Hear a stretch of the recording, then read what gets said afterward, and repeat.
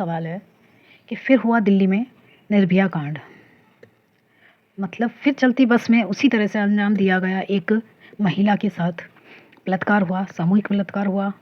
कहाँ थी उस समय पुलिस, कहाँ था उस समय प्रशासन, और कहाँ मतलब किसी को कैसे रोड पे दौड़ती रही चलती बस में लोगों ने एक महिला को पकड़ के खींच लिया और उसके साथ अंदर बलात्कार चलता रहा और बस दौड़ती रही रोड पे। किसी ने देखा नहीं, किसी को नहीं पता। दिन दहाड़े शाम की ही बात है, रात की नहीं बात है, दिन शाम के समय बात है कि एक महिला फैक्ट्री से काम करके और आती है। पति बीमार होता है, पति नहीं जाता है जॉब पे, तो महिला को ज़रूरी है कि वो कमा के ही अपना घर चलाएगी, क्योंकि कमाना ज़रूरी है, उसके लिए जाना पड़ेगा उसको घर से अपना घर परिवार चलाने के लिए।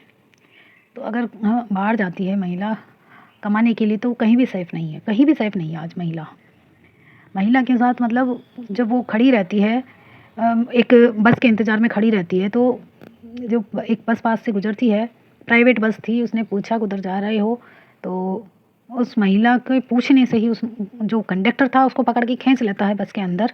मतलब कहाँ, अब पूछने में ही कंडक्टर ने घसीट के अंदर खींच लिया उस महिला को, और बस चलती रही और अंदर घसीट के गेट बंद। और कितने लोग थे पता नहीं, पर सामूहिक बलात्कार हुआ।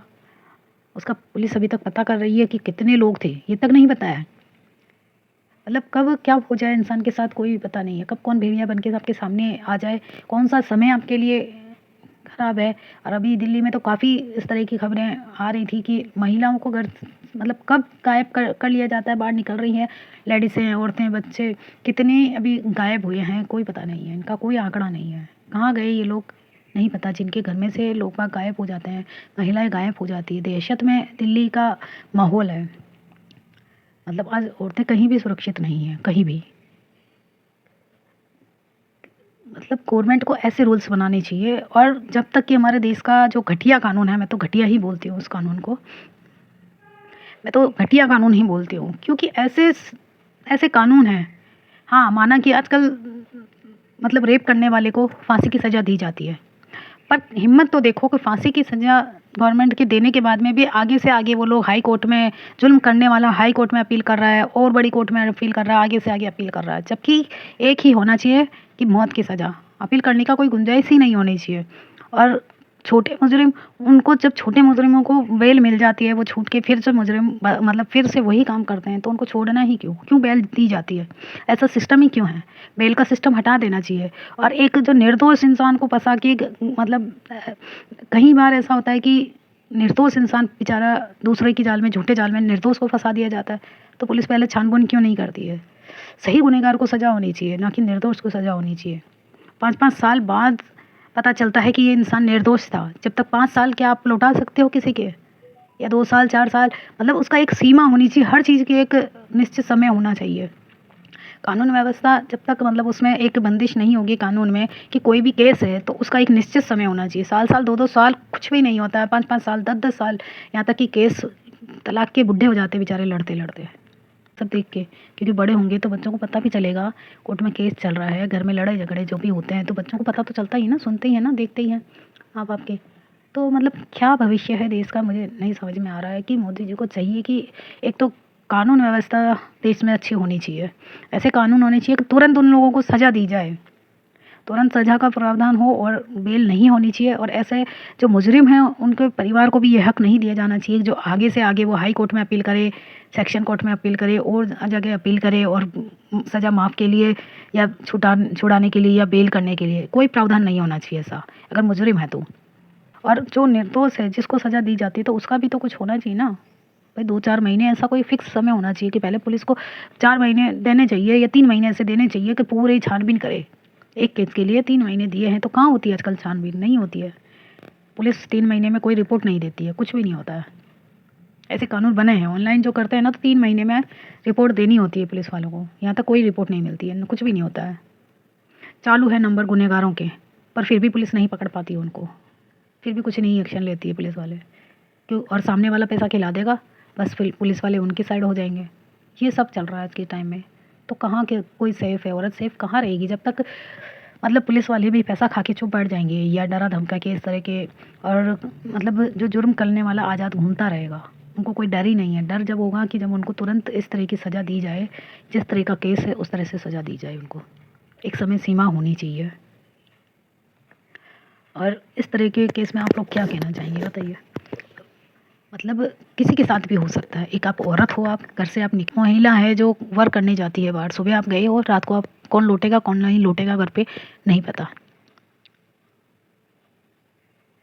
मतलब आप अभी जा रहे हो, वापस घर पे आओगे या नहीं आओगे, आपके साथ क्या होगा क्या नहीं होगा कोई पता नहीं है। हर जगह कैमरे लगने चाहिए, हर जगह सेफ्टी होनी चाहिए। और बस में, गाड़ियों में, इन जगहों पे भी ऐसी चीज़ें, मतलब इन लोगों के भी लिए ऐसा कुछ कानून बनना चाहिए। नाबालिग भी है तो क्या करें, जुर्म किया है ना, सज़ा मिलनी चाहिए। और मिली उनको, खैर बहुत लेट मिली। ऐसे लोगों को तुरंत सज़ा मिलनी चाहिए, कोई गुंजाइश नहीं होनी चाहिए उनकी बाहर निकलने की। जब जाके ऐसे कड़े फैसले लिए जाएंगे ना, जब जाके लोगों के मन में डर होगा, दहशत होगी जुल्म करने वाले के मन में। जब डर ही नहीं है तो क्या फ़र्क पड़ गया, उनको पता है कि बेल से छूट जाएंगे बाहर। आज तुम मेरे को अंदर करवाओ, दूसरे दिन मैं बाहर आ जाऊंगा, ये होता है उनका। उनको डर ही नहीं है। और बड़ी पार्टी से कोई नेता वगैरह की उनकी जानकारी है तो वैसे भी पुलिस कुछ नहीं करेगी। फ़ोन आ जाएगा, एक फ़ोन पे बात करवा देंगे, हो गया बस। रिपोर्ट तक नहीं लिखी जाएगी, आपको डरा धमका के आपको भेज दिया जाएगा। क्या है ये सब? क्या भविष्य है आपके बच्चों का? क्या भविष्य अभी ये है तो आने वाले बच्चों का क्या भविष्य? इसलिए आज की पीढ़ी डरती है बच्चे पैदा करने से, इसलिए वो एक पे ही रुक जाते हैं। आज कहते हैं पहले था कि बच्चे दो अच्छे, आज की पीढ़ी कहती है कि बच्चा एक ही अच्छा, सिर्फ एक, चाहे लड़की हो या लड़का हो, क्योंकि उसकी जिम्मेदारी भी उठा पाना बहुत मुश्किल है। लड़का हो लड़की हो, आजकल सबके साथ गलत हो सकता है, किसी के साथ भी हो सकता है गलत। यहाँ तक कि लड़कों के साथ भी रेप होता है आजकल, आज के टाइम में। कैसा ज़माना है, हंसी आती है मुझे तो और गुस्सा भी आता है। बहुत ही घटिया, मतलब लोगों का की सोच बदल चुकी है। आज के लोग इंसान नहीं रहे, भेड़िए बन गए, भेड़िए।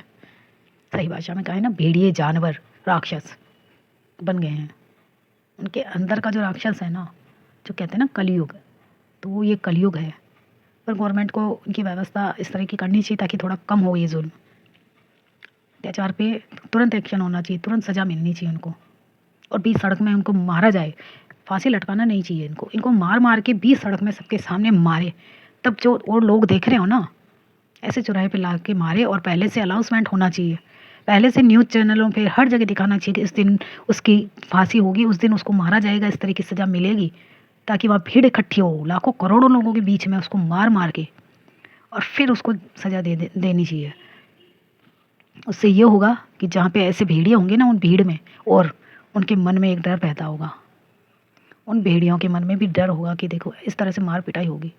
फांसी पे लटकाना कोई समाधान नहीं है, मुझे, मेरी नज़र में तो नहीं है। आपकी राय क्या है ज़रूर से आप लोग मुझे बताइएगा वीडियो कोई किसी ब्लॉग में। तब तक के लिए बाय।